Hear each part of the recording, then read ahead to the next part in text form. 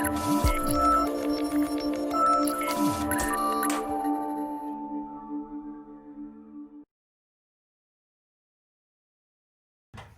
to 5, 2CC Canberra Live until 6 o'clock. It's a Friday afternoon, and you know what that means. It's time to talk all about our favourite topic, money. And the more you have at this time of year, the better off you'll be, because obviously there'll be plenty of pressure on the purse over the next week or so. And to help us survive the rigours of the festive season from Envision Financial, it's Luke Smith. Good afternoon. How are we doing? All right, we're good. Well, look, you see, I've planned this perfectly. I have not done anything about Christmas yet. I'm leaving it until the 24th. That way, I only have to worry about it for one day. Whereas if I started Christmas shopping early, I'd be worrying about it for 4 weeks. Yeah, look, my wife, she's a massive advocate of Christmas. She's one of these crazy psychos that has the tree up back end of November and is all over it. There's more presents under the tree than I've seen in many, many years. And as I say, I haven't gone and considered anything yet. That's lovely. Oh, yeah. That's what people enjoy. That's fantastic, especially if it means I don't have to worry about doing it. And you know what? I'm pro that as well, because 98% of it's done for me. I've got to go and get a couple of marquee gifts, and then I'm dusted as well. So exactly. And my theory is that if you leave buying your Christmas gifts until the very last minute, preferably the last 2 hours on Christmas Eve, then you're only going to spend 2 hours worrying about it. Whereas if you start on the 1st of December, you're going to spend all month worrying about it. There's a very big chance that if you've finished work and you've had plenty of beers that afternoon and you happen to be walking around the shops, whoever's getting the gifts are going to get far more than they thought they were going to. There is always that possibility. Big fan of that. Now, of course, we could take a slightly more serious approach here about bearing in mind that people do feel a little bit of pressure at Christmas time to spend money, and sometimes they feel the pressure to spend money they can't really afford to spend. So it might be a good idea to make a plan about how to survive the festive season without putting too big a dent in the finances. So, Luke, how can people make sure they don't blow their budget? Look, and I think it's quite topical. It's a bit of a fun one this week, being the last show for the year. So, yeah, look, spend within your means. I guess it's very tempting, and I think social media has a lot to answer for in today's society with what's expected, what should be done, and the actions of especially younger people, because it is, Instagram and Facebook and Snapchat and all these things are platforms that are the backbone of their social existence. So yes, you can go bananas, but just remember that it's not something you have to destroy a year's worth of financial pressure for. Don't do something just because your friends are doing it. Buy something that's appropriate. And some of the things I've listed down here, don't leave it to the last minute, just in case you're buying things under duress. Ask people what they want. We've all got a mother or a father or a brother or a sister that has everything you could possibly want to get them, and going and buying something just for the sake of buying them something really is either going to get returned, not used, or re-gifted. Yes. So if you're going to work all year and save some money, spend it wisely. Re-gifting's actually not a bad thing to do, as long as you don't get caught doing it. Spot on, yeah. It saves you some money. Yeah, as long as you don't give what Dad gave you to Mum, you're a big start. You know what I mean? So it's like wife and girlfriend. As long as the two don't meet, you don't get in trouble, right? Is that what they famously said many years ago? Absolutely. Have an agreement with the kids. I find as well, we do this in my family. If we're gonna buy for the kids, don't worry about buying for brothers and sisters. Just make sure everybody's on the same page, because there's nothing worse to turn up at Christmas lunch with gifts for everyone, and your brother goes, "Oh, hang on, I thought we were just buying for the kids." Yeah. Well, that's a good rule to have anyway, because if you're particularly concerned about keeping the finances under control, remember, Christmas is about the kids. So buy some gifts for the kids. All the adults can just, share a happy story. Yeah, look, exactly. It's one of those things. If you try and get into outdoing each other, depending on the different levels of ammunition that you're working with, it can get either really embarrassing or really expensive. Another little thing I'd think about doing as well is, if you've got very weak self-control, and those out there that have it know they do, as a lady said to me this week, tell me what I need to do because I don't know, which I thought was quite commendable. Reduce your credit card limit. If you float around with a $5,000 or $10,000 limit and you're worried about destroying January and February's bills with being blasé in December, bring your credit card limit down. If you're carrying 5, drop it to 2. Okay, if the worst thing that happens is somebody goes, bob, it didn't work. Okay, not the end of the world. But you don't want to get a statement in January going, oh wow, where did that $12,500 go? Yes, and it's more easily done than people might imagine too. Speaking of the kids, I've always found, I don't know, everybody's different and you can do in your own family what you think is best, but I've always found it was actually a pretty good idea to ask the kids to draw up their wish list so that you had half a dozen or even a dozen different things that the kids would like to have, and then you can pick one of those out. The only problem with that, there is a drawback, that sometimes they expect to get everything that's on the list. Well, I think, we've just found a great use for the millions of rolls of toilet paper that we bought this year. Because if my kids start making a list, I'll be going through rolls and rolls of the stuff, and using it up far quicker than we are going to use in a bathroom. So, look, I think that's a great use for all of the toilet paper that people are hoarding up. Give that to your kids, make the list. Get them to draw some pictures and get them the stuff they want. My kids think it's It's interesting the expectation that children have these days compared to generations gone by, because I think when I was a kid it was a pretty big deal to get something like a $2 crystal radio. Now they expect you to get a $2,000 iPhone. Yeah, look, kids, and again, we can, there's not a lot of kids listening to this channel, let's just assume that, but, I think it is. I think kids in general, you look at their first home and the series that we've put on this year about, how to spend, how to manage, how to budget, and all the other topics we've talked about.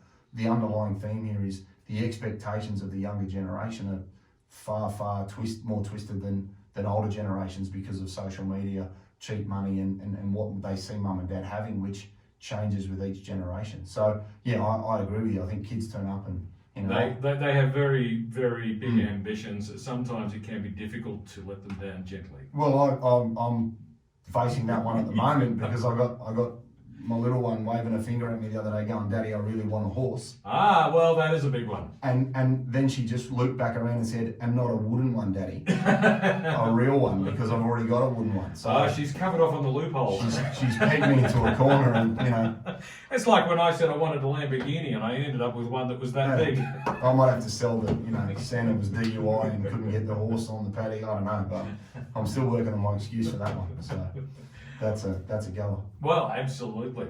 So are there ways to limit the damage? I know there's going to be a bit of a cost to Christmas, but how do we put in some perimeters? Look, I think maxing out credit cards is dangerous. So, peg them back if you've got limited self-control. Put some money into a separate bank account, be it another offset account or a savings account, and use a card that's tied to that account so that you can just save yourself from yourself. And if that account's empty, it's empty, and you've set a limit. And a bit like going to the grocery store and knowing that you're not going to spend more than X. With a list, you can actually address the things that you want to get, whilst you can tear around the shops and do it all in the last 2 hours of the year. That's cool. But make sure that you're buying things that you know you need, not just impulse purchases which can see things blow out. Avoid your Go MasterCards, your store cards, and getting sucked into, I'll take it now and pay for it later, because there's a very big chance you'll either forget, you won't, or it'll end up costing you a lot more than you realise. So I'm all for using those sorts of platforms where you have good self-control, because 5 years interest free, if you're going to buy a Christmas gift that needs that, good luck to the person receiving it. But it is a good way to use a free platform in the right context, under the right rules. Just don't get caught at the end of it. No personal loans, no increasing the credit card, and make sure that what you do now doesn't destroy the first quarter next year. Because I don't believe any Christmas gift within reason is worth destroying potentially your ability to save as part of a medium to longer term strategy for the first quarter of 2021. Now, I realise that it is absolutely way too late now, but the number one piece of advice should be start saving earlier in the year. Well, and that's, if I had a top three, which we'll have after the ad break, I'll make it a top four. If you're early, you're never late. Yes, as absolutely. Someone famously said. So, yeah, if you want to start shoveling away accounts, if you're one of these person that gets excited about having 12 different accounts with 12 different names on them, and that excites you on a Friday afternoon, then do it. Have a Christmas account, save a little bit into it, it's a good way of making sure that this time next year you're not facing credit card problems, you're not facing saving problems, and you're not foregoing something that you either didn't know was going to happen or hadn't allowed for. And although I joke about leaving everything till Christmas Eve to go shopping, the people that start their Christmas shopping early as September, October, they're actually doing that exact thing. They're saving the money by buying early, putting it away. They're not waiting for the disaster to strike on Christmas Eve. Yeah, and you're not accumulating that liability because you've gone and maxed out in a short period of time. So, again, being prepared and being consistent. I think if we've had a theme for this year, it's doing a little bit more sooner rather than later gives you the ability to be consistent and avoid any sort of extremes at either end. Yeah. And that doesn't matter whether it's investment, super, or spending money at Christmas. I think that the more prepared you are, the greater controls you can put in place and the damage that you could see occur just through sheer frustration or a time-based purchase. Now, you said a minute ago, personal loans are definitely a no-go. Why is that? Well, you can buy something that could end up costing you far more than you realise, because by the time you've purchased it, borrowed the money and then paid it back over 5 or 6 years, your $5,000 purchase has probably cost you 10. It's also committed cash flow that you could be using for something else.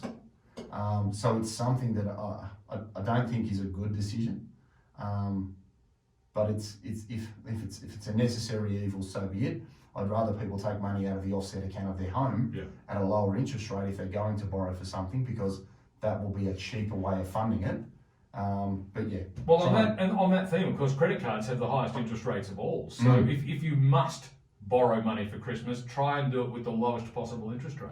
Correct, and make sure that you have a sweep set up from the offset account tied to the card, so that if you do forget to make the payment, you're not incurring crazy amounts of interest, and it's automated so that you can't get caught. So again, being prepared and having things set up is a great way of making sure that you don't get caught later or forgetting to do something and having to pay a premium. And similarly with Afterpay and things of that nature, it really does mean you pay more.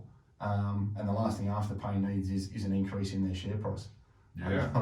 So, again, think about how you're doing it to limit the damage for yourself, because you can use cash flow for other things later in the year. Well, that share price has exploded quite literally. It's gone off like a rocket this year, hasn't it? It's mental. It started from next to nothing, and now it's way north of 100, I think. It's sailed through 100. Yeah, it's crazy. Just wish we'd bought them 12 months ago. But talks a lot to the way that the younger generation, primarily, who are the ones that use it, actually see the benefit in that sort of revenue generating business. So exactly. I guess the most important piece of advice about trying to get through Christmas financially is try not to lose sight of what it's meant to be all about, which is not spending money. It's about enjoying family and friends. Yeah, look, I think with the year that everybody's had, with 2020 being so tough with COVID, bushfires and everything else, that we've had job reductions, we've had job losses, we've had wage reductions, we've had all sorts of things happen this year, and it's been an absolute dog's breakfast. And I think most people from about June have been going, look, let's get a tree up, let's knock 2020 on the head and get on with 2021. The last thing you want to do is go and compound an already tough year with buying things just for the sake of it, because it is a festive period. Stay home, hang out with your loved ones, try not to spread a virus that's popping up all over the joint. Have a few beers and, just reflect on what's been probably one of the most talked about years in the decades to come. Yes. And come out of it the other side without a stupid amount of debt in December. Exactly. It's not about buying the most expensive gift. It's about having some quality time. Even if my brother's listening and he wants to buy me a ridiculous gift, I'm happy to take one. Well, if he can afford it, Oh, he's well, that's the way to go. That's it. That's right. Wealthy relatives. It's the most efficient way of getting ahead in life. Isn't it the measure of how much you love someone? That's what my wife keeps telling me. So.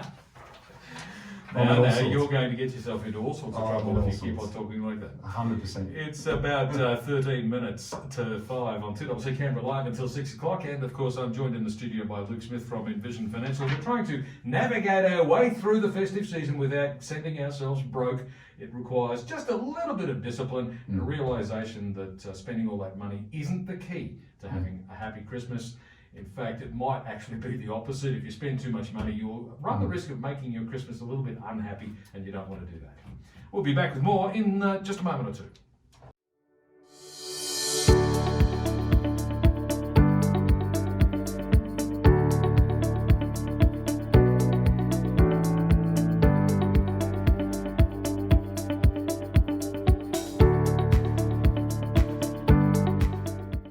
about 8 minutes to 5, 2CC Canberra Live until 6 o'clock, and in this half hour I'm joined by Luke Smith from Envision Financial to talk about how to survive Christmas financially. Just before we get back to that, you might want to know that Australia has lost its first wicket in the innings against India today.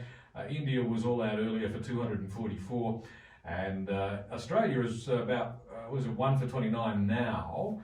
But with the two openers, Matt Wade and Joe Burns, remember the other day when Joe Burns was announced, yesterday actually, when Joe Burns was announced, and I was saying, I don't think he's the right pick. Matt Wade, yes, Joe Burns, no. Turns out Matt Wade is the fellow to lose his wicket, 8 runs, LBW, he's gone. Joe Burns is still batting, so I was wrong. And I just asked you who both of those are, so I'm the last bloke to come to for that one. Yeah, but there you go. Well, some people are following it and some people obviously are not. Yeah. But if you're following it, obviously Australia is not off to a stronger start as we would like, but then it's a low-scoring wicket by the look of things. The Indians had a very tough time yesterday scoring runs. It was very slow. Cool. All right, let's get back to how to save money at Christmas time, or at least not spend too much. Correct. So, top three tips. All right. Make a list and stick to it. No. Make a list and check it twice. Number 2. Make sure you know who's naughty and who's nice. Exactly. Number 2, limit borrowings with cards, and if you can, shop with cash. Yep. Because PayWave is like kryptonite to sticking to a budget. The old boop boop boop in the shop. Yes. Very, very dangerous. And the third one, ask. You don't have to buy things just because you have to. So if you're going to spend your money and show how much you appreciate somebody, the least you could do is say, hey, is there anything you really like? Is there anything that's caught your eye in some sales? And get something that could be of value to people to avoid the regifting and avoid the returns and avoid the uncomfortable, more undies. Well, that actually brings me to another question. The most popular gift of all is the gift card. Is that a good idea? Look, big fan. Big fan of the gift card because then it gives people the control and the ability to go and use it. Just make sure that if you are going to give someone a gift card, they use it on themselves and they don't then use it for their kids and whatever else because after all, you want to show your appreciation to them and hopefully they spend it on themselves. Well, once you've given it to them, it's up to them what they do True. with it. It's, True. You can't really, control things like that. But Correct. yes. Gift cards are a tricky one because sometimes, recently the law was actually improved so that gift cards now in Australia all have a lifespan of 3 years. Remember, some of them used to have a 12-month expiry, that sort of thing. So now they all last 3 years, which is good. But the advice is don't let them sit around in the bottom drawer just in case. Say, for example, you're given a gift card for, Joe Blow's hardware store and Joe Blow suddenly goes out of business later next year, then the gift card's no good to you because the business doesn't exist anymore. And also learned, I got some the other day in Westfield and the lady at the counter said, you can use these not just in Westfield, but anywhere where there's FBOS. Okay, that's which was really handy. So, that's a great idea as well. So check the fine print. There might be more to it than you think. Exactly right. Okay, so let's see. We've got about a couple of minutes left to go. I know you want to do some thank yous today. Yeah, there are. Wrap up for the year. Yeah, as I said before the break, it's been one of those years where we'll look back on what everybody's got through here in all industries. Some have been good, some have been bad, and some have been able to press on. But we can't do what we do without the assistance of certain people. And I know for us in the office, myself and Barbara, they play a vital role in the way that we provide service and the things that we do and the choices that we make. So I've got a couple of thank yous here that I just want to bowl through. Firstly to Barbara in my office. She's just unbreakable. The year that she's had and the services she provides to people, I don't think a lot of my clients would mind if I disappeared into the sunset as long as she was there to give them what they need. Because she provides some amazing service and she's been an absolute rock this year and I'd be lost without her. Bernard Peel and Natalie Neal from FSP both provide internal service to us, which is absolutely vital. Peter Bowman and Andrew Simpson, he's in our research department. He's been absolutely dynamite. And locally, we've had huge amounts of support and assistance from some of our visitors. David Thomas from Trilogy Funding, Andrew Snydro from Hardwicks, Mark Purdy from Trinity Law, and Reece Keepers from RSM, just to list a few. Without the relationships and the service that these guys provide to my clients, we wouldn't be able to provide the holistic approach to financial planning that we try and achieve. So, you know, I thank them for the time and the effort that they give, and a lot of instances for free to our clients as a source of information. So, you know, it's been a good year, and hopefully 2021 is bigger and better, and we can continue to improve from there. Fantastic stuff, and as always, where do people go for more information? Well, next year you can ring us on 62604749 because the diaries are right off now. Yeah. We've got the podcast, The Strategy Stacker, Luke Talks Money on iTunes and Spotify. We've got Envision Financial Canberra on the YouTube channel where we can see the recordings of the show and get the key takeouts, and envisionfinancial.com.au on the internet where we've got the Knowledge Centre, free subscription to a library of information, and you can spend just summer looking through that stuff. Fantastic. Merry Christmas, and You too. we'll talk to you again next year. We will. Take care. Luke Smith from Envision Financial on 2CC Canberra Live until 6 o'clock. News is coming up next.